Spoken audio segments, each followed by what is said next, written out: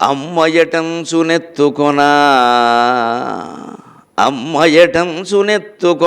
అక్కడికక్కడే సత్కవిత్వపుం సొమ్ములు మేనిపైన మరి చొక్కగనీయవు మాతృభక్తిలో.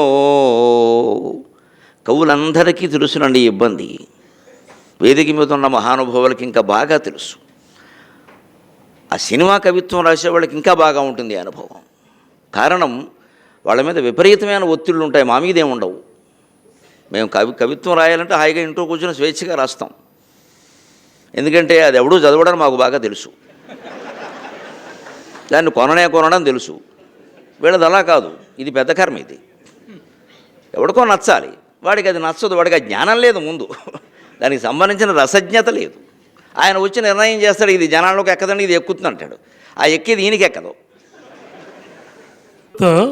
ఇద్దరు ఇక్కడ ఉన్నాం, ఇంకోటి ఇక్కడ మ్యూజిక్ డైరెక్టర్ ఎదురు ఉన్నారు, నిర్మాత గారు కూడా ఉన్నారు, ఇద్దరు నిర్మాతలు ఉన్నారు. నిర్మాతలు కాదు కానీ దర్శకుడు మేము కూర్చోగానే ఆయన్ని కానీ మమ్మల్ని కానీ అడిగేది ఈజీగా క్యాచీగా ఉండాలి అంటారు.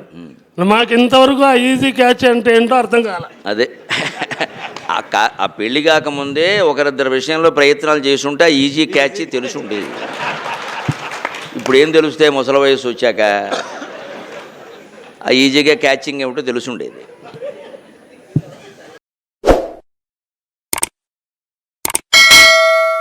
దయచేసి లైక్ చేయండి, షేర్ చేయండి మరియు సబ్స్క్రైబ్ చేయండి.